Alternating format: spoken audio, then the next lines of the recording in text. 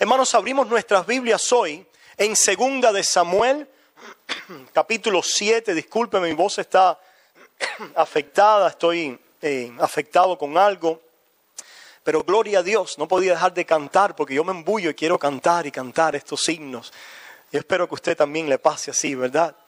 No importa que no cantemos muy bien, el Señor lo afina todo con el filtro celestial, ¿verdad? Y recibe la alabanza de nuestros corazones. Segunda de Samuel, capítulo 7.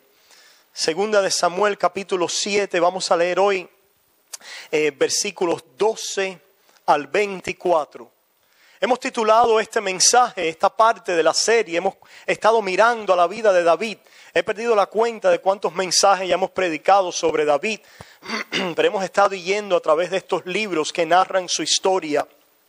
Y esta parte del mensaje le hemos titulado Enseñados a través de la misericordia. En otras palabras, queremos en esta mañana poder ver algunas lecciones y enseñanzas que la misericordia de Dios nos enseña. Yo les pregunto en esta mañana, ¿cuántos han conocido la misericordia de Dios? Gloria a Dios. Y les quiero decir que la misericordia de Dios, cuando la conocemos, nos ayuda a profundizar en el conocimiento de Dios. Nos enseña, nos profundiza en quién es Dios. Nos enseña acerca de nosotros y acerca de nuestra relación con Dios. El conocer la misericordia y la gracia de Dios es algo muy, muy práctico.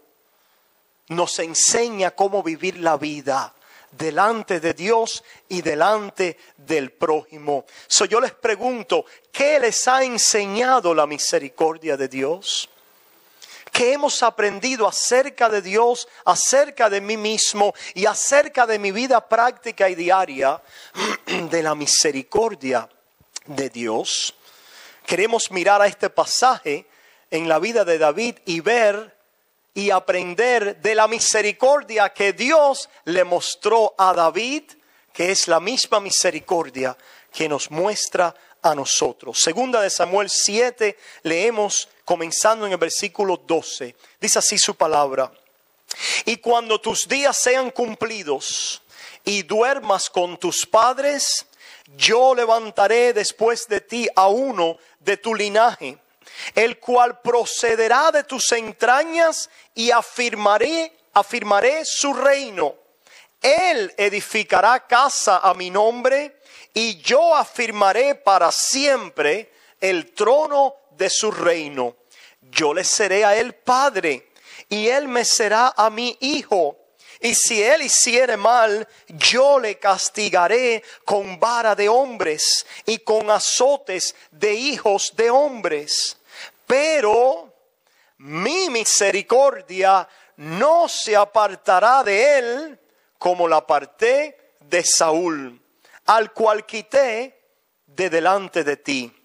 Y será firmada tu casa y tu reino para siempre delante de tu rostro, y tu trono será estable eternamente.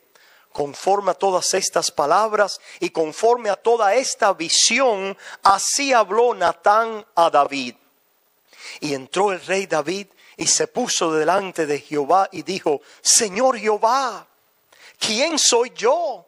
¿Y qué es mi casa para que tú me hayas traído hasta aquí? Y aún te ha parecido poco esto, Señor Jehová, pues también has hablado de la casa de tu siervo en lo porvenir. ¿Es así como procede el hombre, Señor Jehová? ¿Y qué más puede añadir David hablando contigo? Pues tú conoces a tu siervo, Señor Jehová. Todas estas grandezas has hecho por tu palabra y conforme a tu corazón, haciéndolas saber a tu siervo. Por tanto, tú te has engrandecido, Jehová Dios, por cuanto no hay como tú, ni hay Dios fuera de ti, conforme a todo lo que hemos oído con nuestros oídos. ¿Y quién como tu pueblo?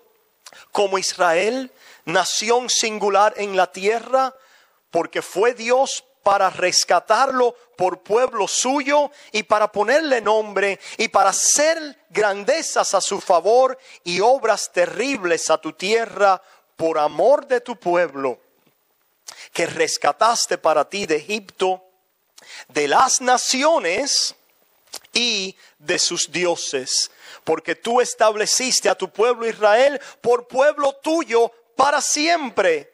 Y tú, oh Jehová, fuiste a ellos por Dios. Ahora pues, Jehová Dios, confirma para siempre la palabra que has hablado sobre tu siervo y sobre su casa, y haz conforme a lo que has dicho. El Señor añadirá su bendición a la palabra que hemos leído en esta mañana. Hermanos, aquí en este pasaje tenemos lo que se ha conocido como el pacto davídico, es decir, el pacto hecho a David. ¿Y qué quiere decir un pacto? Alguien puede preguntar, porque nosotros no hablamos ya con esos términos. ¿Qué quiere decir un pacto? Un pacto en la Biblia quiere decir una promesa.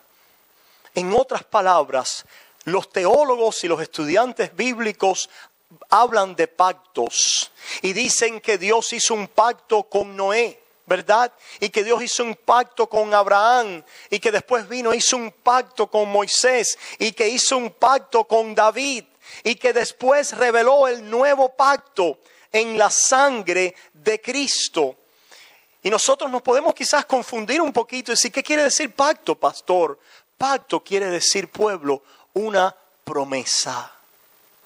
Quiere decir, y lo primero que podemos aprender de la misericordia de Dios es que nuestro Dios es un Dios de pacto. Como cantaría, ¿verdad? El famoso cantautor, ¿cómo se llama? Marcos Witt. Oremos por él, ¿verdad? Para que el Señor lo pueda seguir guiando en los caminos correctos como él empezó. Dios de pactos, que cumples tu promesa. ¿Qué cosa es un pacto? ¿Por qué Dios es un Dios de pacto? Porque Dios hace promesas a un pueblo. Ahora podemos añadir algo más a esta definición, y a mí se me ocurre pensar que las promesas de Dios son promesas certificadas. ¿Cuántos de ustedes han mandado una carta certificada? ¿Por qué usualmente tomamos una carta, la podemos poner en el correo y ahí sale, ¿verdad? Pero por alguna razón ciertas cartas, ¿qué queremos hacer? Las queremos certificar. ¿Por qué? Porque queremos tener seguridad. Porque queremos tener seguridad que esa carta llegue, ese mensaje, al otro sitio, a su destinatario. Pues hermanos, cuando usted piensa en pacto, usted piensa en Dios que ha prometido y que ha certificado lo que Él ha prometido con su juramento, con su decreto. ¿Por qué es que estamos hoy aquí? ¿Por qué es que hay un pueblo en salvación? ¿Por qué es que habrá un pueblo en la gloria? ¿Por qué es que David recibe bendición? ¿Por qué es que la simiente de Abraham viene a salvación? Porque Dios ha prometido. La primera lección de la misericordia de Dios es que antes que nosotros podamos prometerle algo a Dios, hacer algo para Dios, trabajar para Dios, obrar para Dios, usar de esfuerzos para Dios, Dios primero ha prometido y ha estado obrando a favor de su pueblo. Este pacto de David, esta promesa certificada a David, quiere decir que el Dios que promete es el Dios que va a cumplir. Oh sí, en estos pactos vemos diferentes cosas que Dios le dice al hombre que debe hacer. Dios le dice al hombre que debe arrepentirse. Dios le dice al hombre que debe creer. Dios le dice al hombre que debe circuncidar su corazón. Dios le dice al hombre que debe obedecer. Pero hermano, yo quiero que ustedes sepan que todas estas cosas no dependen de vuestras fuerzas ni de vuestras promesas, porque tus promesas, tus obras y tu acción no son certificadas. En otras palabras, tú no tienes la fuerza y el brazo del hombre y el corazón del hombre. No es lo fuerte y lo grandioso y lo poderoso y lo bueno para poder hacer y cumplir y darle a Dios lo que Dios demanda de él. Por lo tanto, la Biblia está llena de mandamientos que Dios le da al hombre. Y esos mandamientos nos ponen a nosotros bajo responsabilidad. Pero Dios quiere recordarnos algo, que Dios es un Dios de misericordia. Y que en esa misericordia a un mundo y a un pueblo que no lo conocíamos, que estábamos en tiniebla, que estábamos en rebeldía contra Dios, la obra de Dios por mí ha llegado. La promesa certificada de Dios ha llegado a mi vida, no por mi obra, sino por lo que Dios ha prometido. La misericordia y la gracia de Dios nos enseña que antes que nosotros podamos trabajar para Dios, Él ha estado obrando a favor nuestro. Mira el contexto de este pasaje para que veas lo que David quería hacer.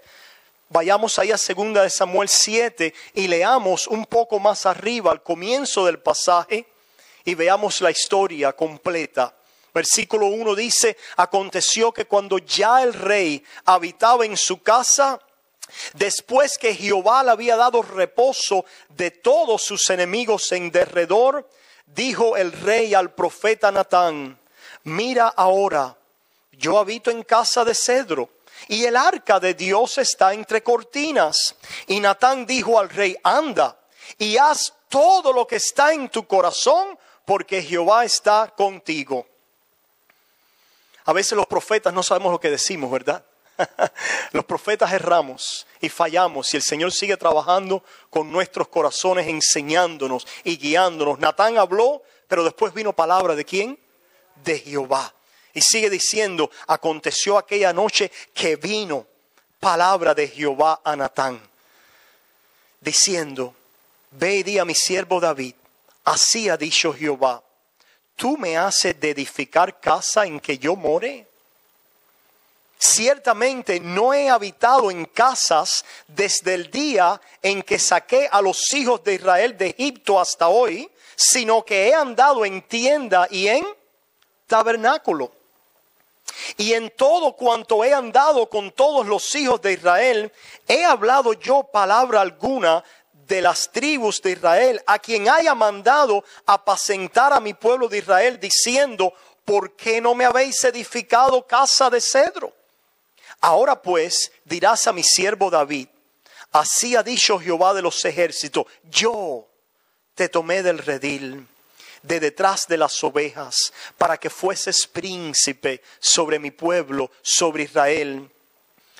Y me gustaría ahí decir: y yo he estado contigo en todo cuanto has andado, y yo delante de ti he destruido a todos tus enemigos, y yo te he dado nombre grande como el nombre de los grandes que hay en la tierra. Además, yo Jehová fijaré lugar a mi pueblo Israel, y lo plantaré para que habite en su lugar y nunca más sea removido, ni los inicuos le aflijan más como al principio.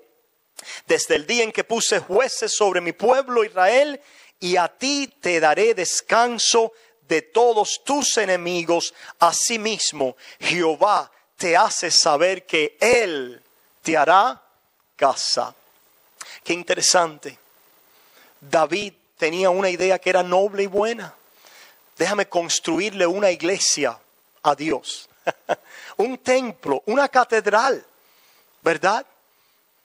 Él se veía, después de haber conquistado a sus enemigos, morando en un palacio, y me parece que miraba afuera, aparentemente donde estaría la tienda esta. Hablamos del arca, ¿recuerdan? Esa tienda, ese tabernáculo ahí de pie. Le decía: caramba, yo estoy aquí en un palacio y mira dónde está Dios. ¿Verdad que nuestros pensamientos pueden ser qué? vanos. Por eso es que dice la palabra, mis pensamientos no son vuestros pensamientos. Pero qué bueno es que Jehová Dios revela sus pensamientos a su pueblo. Y qué bueno es que entonces Dios le hace saber a David, David, tú eres una criatura. Yo no necesito casa de manos, David. Eso lo vemos después en el Nuevo Testamento reafirmado, ¿verdad? Oh sí, la presencia de Dios vino a morar con un pueblo y estaba presente en aquella tienda, se hacía visible. Pero el Dios de los cielos, el Dios del universo, ¿dónde podrá morar? ¿Será que podrá morar en un altar, en una iglesia? ¿Será que lo podemos encerrar en una copa o en un recipiente? ¿Será que lo podemos poner en una vasija? ¿Será que lo podemos poner en una imagen o una estatua? ¿Será que podemos decir que en un edificio de manos mora el Rey de los cielos? ¿Será que el universo es suficiente para contener al Señor Todopoderoso? ¿Será que nosotros podemos añadir algo a este Dios y hacer algo por Él? ¿O será que el Dios de promesas y de pacto ha querido hacer algo a nuestro favor y por nosotros? Hermanos, la primera lección de la misericordia es que antes de salir a hacer algo por Dios, debemos reflexionar, pensar, meditar y descansar en lo que Dios ha hecho por nosotros. A veces vivimos vidas en el pueblo de Dios muy agitadas, mucha actividad, mucho programa. Tenemos que hacer algo por Dios, tenemos que servir a Dios. Y no es que esté diciendo que esto es malo, aunque creo que a veces se lleva a los extremos. Hay iglesias cargadas con programas de uno en otro y la gente y el pueblo siendo exhortado a hacer algo y a servir, porque esa es la manera en que encontramos nuestro significado delante de Dios. Y lo que le dice Dios a David es, yo voy a hacer algo por ti. ¿Dónde es que comienza nuestra adoración, pueblo? ¿Dónde comienza nuestra adoración? Leímos el Salmo 33, donde David dice, los que esperan en tu misericordia. Los que esperan en tu misericordia. ¿Qué es la misericordia de Dios? El Dios que promete, que hace promesas que no fallan, obrando a nuestro favor. ¿Cuántos han visto a Dios obrar a nuestro favor? Y ahí, hermanos, es donde tiene que comenzar nuestra devoción a Dios. Nuestra devoción a Dios comienza cuando María se sienta a los pies ¿de quién? De Jesús. La obra buena de un cristiano comienza cuando estamos sentados a los pies de Jesús, reconociendo que no podemos hacer nada por Él hasta que Él no haga algo por nosotros, que no podemos trabajar y obrar y ocuparnos, lo cual debemos hacer, pero que la fuerza, la energía, la motivación y la integridad para hacer todo eso viene cuando nosotros nos sentemos a los pies de Jesús y habitemos en la casa que Él ha preparado para nosotros. ¿Qué quiere decir eso? Que entremos en el gozo de nuestra salvación. Jehová es por nosotros, no contra nosotros, contra su pueblo, que Él ha obrado a nuestro favor y que ha obrado a nuestro favor mucho antes de que ni siquiera hubiera un pensamiento en nuestra mente y en nuestro corazón hacia Él. A veces vivimos nuestras vidas cristianas pensando, caramba, si yo hago esto hoy, a lo mejor Dios se agrada de mí. Si yo hago esto hoy, a lo mejor Dios me ama más que ayer. Si yo hago esto hoy, a lo mejor Dios se impresiona con mi santidad. Yo tengo noticias para ti, pueblo, y yo espero que sean buenas noticias. Dios no se puede agradar más en ti ni amarte más de lo que ya ha hecho. Porque te ha amado y se ha agradado en ti de pura ¿qué? Gracia, misericordia. ¿En quién? en Jesucristo, en el amado, en el perfecto, en el que obró a nuestro favor cuando nosotros éramos débiles. Dice, cuando nosotros estábamos muertos en delitos y pecados, cuando no pensábamos en Dios. ¿Recuerdas un momento así en tu vida? Cuando estabas en tu vida, cuando estabas haciendo como tú creías que era correcto hacer, cuando creías en Dios a tu manera, cuando adorabas a Dios como a ti te daba la gana y no conocías al Dios que se ha revelado en Jesucristo y que dice, yo soy el camino, la verdad y la vida. Nadie viene al Padre si no es a través de mí. Pero el problema está en que no podemos venir a este Padre, no podemos entrar y recibir promesas de Dios en nuestra fuerza o haciendo algo para merecerlos. Solamente podemos estar en esta promesa y ser contemplados en este pacto de pura gracia y de pura misericordia. ¿Y qué cosa es la misericordia? Que tú no mereces las promesas de Dios y que aunque no las merezcas, están certificadas para ti y te van a llegar. Vayamos un momentico a ver cómo Moisés le dijo esto al pueblo. Allí en Deuteronomio capítulo 7. Deuteronomio capítulo 7. Dice Moisés al pueblo en el capítulo 7. Porque tú eres pueblo santo para Jehová tu Dios. Jehová tu Dios te ha escogido para hacerle un pueblo especial, más que todos los pueblos que están sobre la tierra. No por ser vosotros más que todos los pueblos os ha querido Jehová y os ha escogido. Pues vosotros erais el más insignificante de todos los pueblos. Dios escoge a un pueblo que no era pueblo. Israel no era Israel. ¿Dónde estaba Israel? ¿Quién era Israel? Cuando vas a Abraham y a la casa de Abraham, ¿dónde estaba Israel? No existía Israel. Lo que habían en la tierra eran tribus y diferentes tribus y clanes. Y Abraham pertenecía a un clan y a una tribu. Y en la familia de Abraham eran idólatras igual que las otras naciones. Y eran insignificantes. Pero Dios, porque Dios quiere mostrar algo de su naturaleza.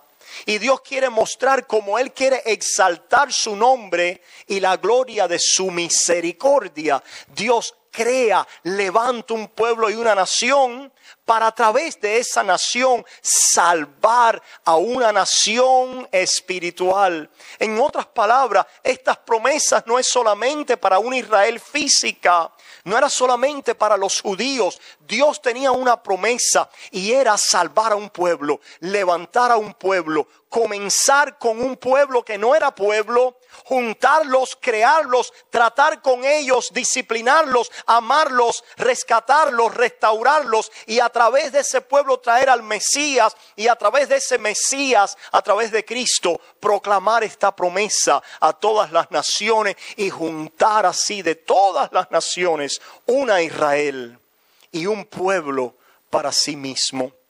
Por eso dice la palabra, nosotros los gentiles, ustedes que no eran pueblo, ustedes que estaban separados de Dios, ustedes que no conocían el pacto, dice, ahora han sido hechos pueblo. Y ahora estamos en la misericordia de Dios. Veamos lo que dice también en Deuteronomio 9. Deuteronomio 9, pasas la hoja y dice, versículos 4 y 5, no pienses en tu corazón cuando Jehová tu Dios los haya echado delante de ti diciendo, por mi justicia me ha traído Jehová a poseer esta tierra. ¿Qué está diciendo Dios? No pienses que cuando yo te ponga en una tierra, cuando yo te dé provisiones materiales y te introduzca en una tierra física y construyas casas, ¿verdad? Y plantes tus viñas y tengas hijos y prosperes, no pienses que Dios lo ha hecho por tu justicia. Qué gran mal hay en el pueblo de Dios. Qué gran error en pensar que nosotros recibimos algo de Dios por nuestra obediencia y por nuestra justicia. La gracia nos empieza a corregir esa noción cuando la empezamos a entender correctamente. Empezamos a ver que Dios nos ha bendecido de gracia, que no lo merecemos, que no podemos ser lo suficientemente buenos, obedientes, santos e íntegros delante de Dios para poner a Dios en deuda conmigo. Sé que han estado estudiando el libro de Job. ¿Y cuál ha sido el pensamiento del hombre? El pensamiento del hombre ha sido: al bueno le pasan cosas buenas, al malo le pasan cosas malas. ¿Cuántos hemos pensado así? Es lo natural, es lo que el hombre cree. Por lo tanto, cuando Job, que era bueno, dice la Biblia que era justo. Ahora, si usted no entiende lo que la Biblia quiere decir por un justo, usted va a tener la idea que el justo es aquel que ¿qué? Que es perfecto, que cumple los mandamientos de Dios, que es aquel que obedece en todos sus caminos. Pero la palabra dice, y dice David cuando aprende de la misericordia de Dios: bienaventurado aquel a quien Jehová no inculpa de iniquidad. Si mirares a mis pecados, ¿quién podría mantenerse? Ningún hombre se justificará delante de ti, pero en ti hay perdón. ¿Cuántos le dan gracias a Dios por eso? ¿Quién es el justo en la Biblia? El que anda en el perdón y la misericordia de Dios. El que ha recibido de Dios misericordia. El que ha recibido la revelación de un Dios que obra a favor de nosotros sin nosotros merecérnoslo. En un Dios que nos bendice sin nosotros poder tener una reclamación para Él. ¿Cómo se quedó David cuando Dios le da la promesa? Dice: pero ¿quién soy yo? Pero David no es el hombre conforme al corazón de Dios. ¿No se merece David estas cosas? No, no se las merece. Y pronto vamos a ver qué es lo que hay en el corazón de David, al igual que en el tuyo y en el mío, en la carne. Pero hay un Dios de misericordia que obra en nuestras vidas, que nos atrae a Él, que nos da la canción nueva y el tema de gracia que nos rodea de liberación, y dice: yo he obrado por ti y a favor de ti. Y cuando Él lo hace, eso nos hace sentarnos delante de Él y darle gracias. He ahí la primera buena obra del hombre. ¿Por qué la fe, como decía Lutero, está muy ocupada? Porque la fe descubre la misericordia de Dios y se sienta como María. Porque la fe descubre la misericordia de Dios y enjuaga los pies de Jesús, como aquella prostituta que llegó delante del Señor a enjuagar los pies de Jesús. Como aquella samaritana que sale corriendo a hablar de alguien que le ha dado agua viva. Esa fe cambia el corazón de un hombre. Sí, esa fe nos va a ayudar a transformarnos en nuestro carácter, en nuestra manera de andar, en nuestra obediencia.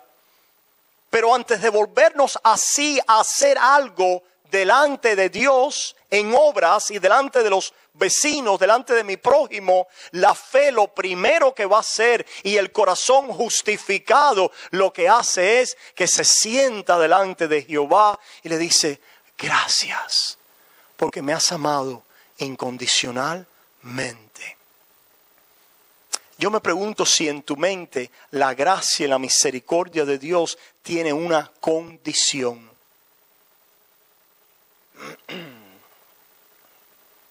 Pastor, la Biblia dice que hay que arrepentirse.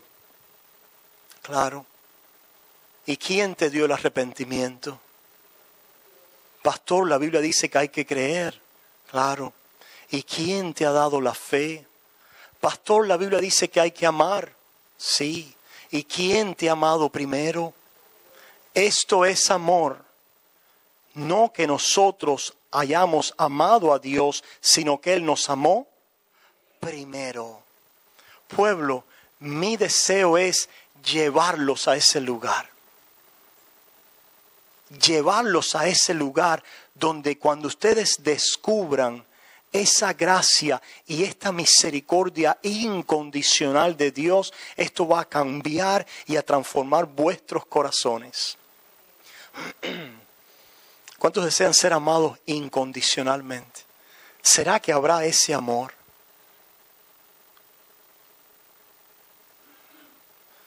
Oye, aún con nuestras esposas, por mucha intimidad que tengamos, o esposos, tratamos de darle nuestra mejor ¿qué? Nuestra mejor cara. Ya yo me estoy quedando medio calvito y verdad, caramba, ¿cómo me estará viendo mi esposa? ¿Me seguirá queriendo? ¿Me seguirá amando?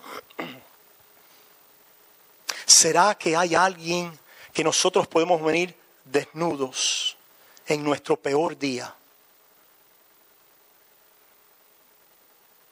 y que todavía podamos oír, yo te amo? Ese es Jehová a favor de su pueblo. Esa es la gracia y la misericordia bíblica. Porque ha venido de una promesa certificada, jurada. Y las condiciones que vemos en estos pactos, Jehová las cumple en nosotros. Jehová las hace en nosotros de acuerdo a su soberana voluntad y a su soberana gracia. Por eso es que el mismo Jehová, en este mismo libro de Deuteronomio, le dice al pueblo: circuncidaos vuestros corazones. ¿Qué le está diciendo? Arrepentíos, volteaos a Dios. Y sin embargo después tenemos la promesa: mas Jehová circuncidará vuestros corazones. Decía San Agustín: oh Dios, pide lo que quieras, mas concede lo que pides. ¡Qué tremenda sabiduría! ¿Quién le enseñó eso a Agustín? La misericordia de Dios. Cuando conocemos una misericordia que da lo que tenemos que tener y que nosotros no podemos producir y que nosotros no podemos darle a Dios. Cuando nos sentamos así y dependemos totalmente de Dios, como decía David. ¿Por qué ustedes creen que David escribió tanto y no podía? Había como decía aquel canto antiguo, hay un diluvio de alabanzas en mi boca. Hay una fuente en mí, díselo al Señor, que está brotando, que está fluyendo,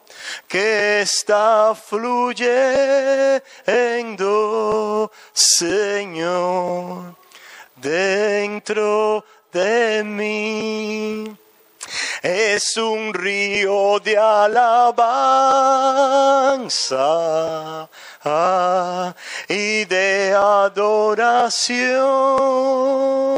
¿Quién puede alabar así? ¿Quién puede adorar así, pueblo? Aquel que ha conocido misericordia.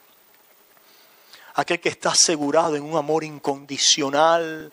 Aquel que ha conocido un amor que nadie más puede revelarte. Aquel que ha visto a Dios obrar en nuestro favor y por nosotros, cuando nosotros no solo no obrábamos a favor de Él, sino cuando nosotros obrábamos en contra de Él. Cuando nosotros éramos enemigos de Dios, cuando nosotros odiábamos el camino de paz. ¿Qué camino? Este camino de Cristo. Lo veíamos a Él crucificado. ¿Y qué decíamos? Tenemos que hacer algo para que este Cristo nos ame. Tenemos que darle obras. Tenemos que coger una virgencita y pasearla. ¿Por dónde? Por toda la bahía. Nosotros tenemos que hacer algo por Dios. Ese no es el Dios de la Biblia. El Dios de la Biblia, Jehová, hace algo por el pueblo. Y si no hace algo por nosotros, estamos perdidos. Perdidos. Cuando descubres a un Dios que obra por ti, para ti, vas a poder decir: estad quietos y conoced que yo soy Dios. ¿Se dan cuenta? Es que nuestra carne anhela hacer algo. Hermanos, ese es del hombre natural, el buscar su significado delante de Dios haciendo algo. Por eso es que las religiones del mundo todas se ponen a hacer algo y son cosas buenas. Las religiones grandes del mundo, el islamismo, el judaísmo y el falso cristianismo, dice que tienes que obrar. Y de eso se trata, acercarse a Dios y relacionarse con Él. Si tú obras, si tú obedeces, agradas a Dios y Dios te bendice. Pero ese no es el cristianismo, ese no es el mensaje de la Biblia. El mensaje de la Biblia es que no podíamos hacer nada para merecerlo, para agradarlo. Y en bancarrota en nuestra alma y en pobreza espiritual, destituidos de todo bien, reconociéndolo por el Espíritu de Dios, que hemos quebrantado la ley de Dios y que somos culpables y dignos de muerte, mas Dios muestra su amor para con nosotros. Gloria a Dios, en que siendo aún pecadores, Cristo murió por nosotros. Cuando estábamos muertos en delitos y pecados, pero por el gran amor y la gracia con que nos amó, la gracia que nos fue dada en Cristo antes de la fundación del mundo, la promesa certificada que este bien llegaría a nuestras vidas, no por lo que hayas hecho, no por lo que Dios ha visto en ti. ¿Conoces tú a ese Dios? ¿Puedes tú arrepentirte de tu propia justicia y de tu obrar desesperado delante de Dios para alcanzar su favor? Escucha, pueblo, eso a Él lo ofende. Aquieta tu alma y reconoce. ¿Qué tienes que hacer para comenzar a adorarlo? Nada. Reconocer lo que Él ha hecho por ti. Reconocer lo que Él ha hecho por ti. Y cuando lo veas así, vas a danzar, vas a cantar como cantó David. Si el Espíritu de Dios se mueve en mí, yo canto como David. Como cantó David, se desnudó delante de un Dios cuya misericordia él llegó a conocer. Y dijo, mejor es tu misericordia que la vida, Señor. ¿Qué soy yo? Hermanos, ¿qué has estado haciendo para Dios últimamente? Gloria a Dios, somos llamados ¿a qué? A actuar, a obrar, a esforzarnos, a ser diligentes, a orar, a servir a Dios. Pero no te atrevas a hacerlo antes de venir ¿y qué? Y sentarte en lo que Dios ha hecho y en la casa que Dios te ha edificado a ti, donde todo te llega de gracia y de pura misericordia. Y cuando más profundamente en tu vida puedas ver esa gracia y ese amor, pues entonces con más ánimo y deseo te vas a levantar a decir y a obrar. Pero a obrar no simplemente porque esto hay que hacerlo. Recuerdo siempre el mensaje que predicó Mario una vez, donde aquellas ovejas, estaban las ovejas y los cabritos al final del tiempo, ¿recuerdan? Y a los cabritos el Señor les habla de obras y les dice, ustedes no hicieron esto. Y los cabritos dicen, pero ¿cuándo no lo hicimos? Claro que sí lo hicimos, ¿recuerdan? Los cabritos estaban muy ocupados haciendo ¿qué? Obras. Y cuando se les reclama acerca de sus obras, ellos empiezan a tratar de responder. Seguro que sacaron sus notas. Aquí está todo lo que yo he hecho. Ahora a las ovejas también el Señor les habla de obras y les dice, ustedes me visitaron cuando estaba enfermo, ustedes me dieron de comer, ustedes me dieron de beber, ustedes me amaron. ¿Y sabe lo que dijeron las ovejas? Claro que sí, yo sabía que yo estaba haciendo todas esas cosas. Seguro si yo fui un gran santo. ¿Dijeron eso las ovejas? ¿Cuál fue la respuesta de las ovejas? Señor, ¿cuándo lo hicimos? ¿Cuándo fue? Que no recuerdo. ¿A Aquel que ha conocido la misericordia de Dios, el sentir de la profundidad de su pecado es tan grande que aquellas obras que hacemos pasan como desapercibidas, porque Dios nos tiene en un constante clamar y temblor por nuestros pecados y nuestras maldades, y lo único que podemos ver es eso y la gracia de Dios que nos cubre, y llorar y saltar y danzar delante de Él. Y de pronto estamos haciendo alguna obra, pero no nos damos cuenta de cuánto fallamos y Señor, ten misericordia de mí porque soy un gran pecador. Esa es la oveja. ¿Cuándo lo hicimos, Señor? ¿Cuándo lo hicimos? El Señor te va a sorprender. El Señor nos va a sorprender, pueblo. Y nosotros vamos a ser sorprendidos cuando veamos lo que Cristo ha estado haciendo por nosotros y en nosotros y a través de nosotros. Y algunos se van a sorprender, los que ahora están tratando de ¿qué? De guardar cuentas. Decir, yo sí me merezco el amor, la misericordia, la gracia de Dios, porque yo sí estoy obrando. Hermanos, para terminar en esta mañana, déjenme leerles 2 pasajes que ilustran este pensamiento de lo que nos enseña la gracia. Y tenemos mucho que hablar acerca de la misericordia de Dios. Es decir, no crean que con hoy hemos terminado lo que queremos compartir acerca de la misericordia de Dios. Vamos a ver algo más. Y yo espero que con la ayuda de Dios podamos quizás evacuar algunas de nuestras dudas. Y con la ayuda de Dios podamos poner algunas piezas juntas en nuestro pensamiento acerca de la misericordia de Dios. Pero comienza aquí.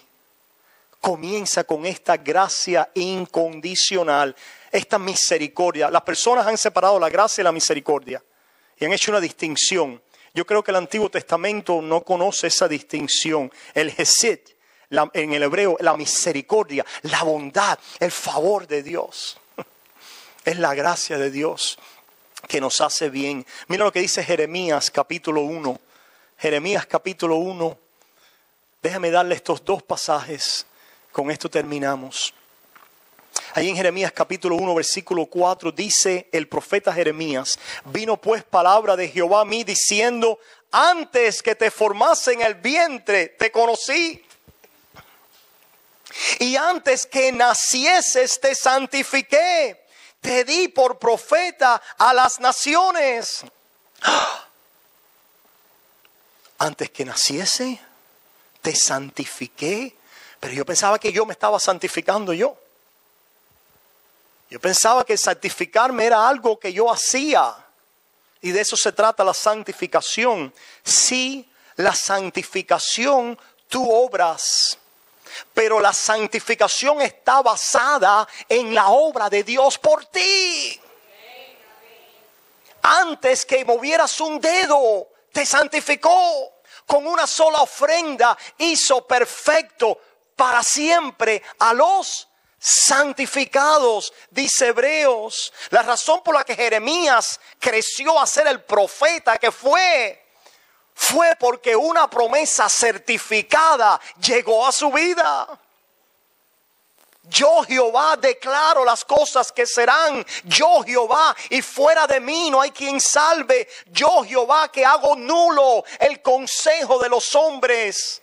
Lo que los hombres decretan y planean y piensan, y aquellos que se levantan con palabras infladas y levantan la carne del hombre. Yo decreto, yo declaro, yo digo. No, Jehová decreta, Jehová declara, Jehová dice y se hace conforme a su voluntad. Y esto nos humilla.